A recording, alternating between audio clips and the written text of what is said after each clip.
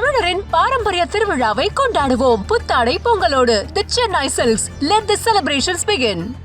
அமெரிக்க அதிபராக பதவியேற்க உள்ள டொனால்ட் ட்ரம்பின் பதவியேற்பு விழாவில் பிரதமர் நரேந்திர மோடி ஏன் கலந்து கொள்ளவில்லை என்ற கேள்வி எழுந்திருக்கு.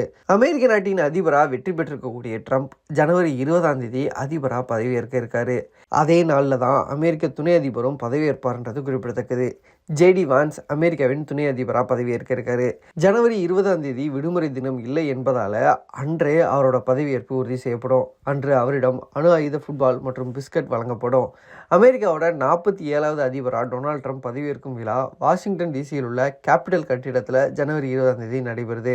இந்த நிகழ்வில் உலக தலைவர்கள் முதல் தொழில்நுட்ப ஜாம்பவான்கள் முதல் வணிக அதிபர்கள் வர உலகெங்கிலும் உள்ளவங்க பலர் பங்கேற்கிறாங்க. உலகத்தோட டாப் 1% மட்டுமே இதில் கலந்து கொள்ள அழைக்கப்படுறாங்க. இதே விழாவில் துணை ஜனாதிபதி ஜேடி வான்ஸ் பதவியேற்பார். முக்கிய உலக வல்லரசுகளுக்கும் இந்தியா உட்பட அமெரிக்காவின் முக்கிய நட்பு நாடுகளுக்கும் அழைப்பு வந்திருக்கு. ஆனால் இந்திய அரசுக்கு முறையாக அழைப்பு சென்றிருக்கு. மாறாக இந்திய பிரதமர் மோடிக்கு தனிப்பட்ட அழைப்பு போகலைன்னு சொல்லப்படுது. கடந்த ட்ரம்ப் ஆட்சியில் மோடி ட்ரம்ப் நெருக்கமான நட்பாக இருந்தாங்க. ஹவுடி மோடி மற்றும் ட்ரம்ப் மோடி நிகழ்ச்சி கூட ஒன்றாக நடத்தினாங்க. அதிலும் சொல்லப்போனால் ஹவுடி மோடி நிகழ்ச்சி தான் 4 வருடங்களுக்கு முன்பு ட்ரம்ப் மேற்கொண்ட தேர்தல் பிரச்சாரத்தில் அவர் தோல்வி அடைந்த 2021 அதிபர் தேர்தல் பிரச்சாரத்தின் தொடக்கமாக இருந்தது. அந்த அளவுக்கு இருவரும் நெருக்கம். இந்த முறை ட்ரம்ப் பெரிதாக மோடியை பற்றியும் பேசலை. ஆனால் இந்த முறை அழைப்பே செல்லணும் சொல்லப்படுது. அது உண்மைனா ஏன் அழைப்பு போகலை அப்படின்ற கேள்வி எழுந்திருக்கு. இவர்கள் இருவருக்கும் இடையே உள்ள நெருக்கம் போய்விட்டதா அப்படின்ற கேள்வியும் வந்திருக்கு.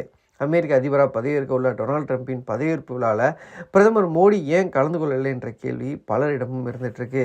வெளியுறவுத்துறை அமைச்சர் டாக்டர் எஸ் ஜெய்சங்கர் ஜனவரி 20 நடைபெறும் நிகழ்ச்சியில் இந்தியா சார்பில் கலந்து கொள்வார்னு அறிவிக்கப்பட்டிருக்கு.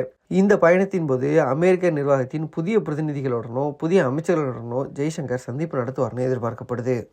தமிழரின் பாரம்பரிய திருவிழாவை கொண்டாடுவோம். புத்தாடை பொங்கலோடு the Chennai Silks. Let the celebrations begin.